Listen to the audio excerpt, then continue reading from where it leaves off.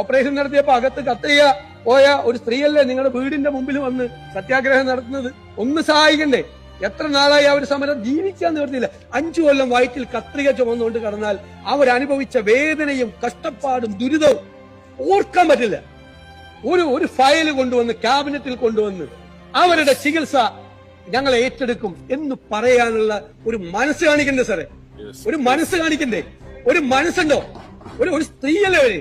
ഒരു സ്ത്രീയാണ് 5 കൊല്ലം നമ്മുടെ ആരോഗ്യ സംവിധാനത്തിന്റെ ചികിത്സാ പിഴവ് മൂലം 5 കൊല്ലം വയറ്റിൽ കത്രികയിട്ടുകൊണ്ട് നടന്നിട്ട് അവരനുഭവിക്കുന്ന വേദനയും പ്രയാസവും സങ്കടങ്ങളും മാറ്റാൻ ഒന്ന് ചെന്ന് അവരെ ഒന്ന് ചേർത്ത് പിടിച്ച് അവരോട് നിങ്ങളുടെ ചികിത്സ മുഴുവൻ ഞങ്ങൾ നോക്കും എന്ന് പറയേണ്ട ഒരു ഗവൺമെന്റ് മനസാക്ഷിയില്ലാത്ത ഗവൺമെന്റാണ്. മനസാക്ഷിയില്ലാത്ത ഗവൺമെന്റ്.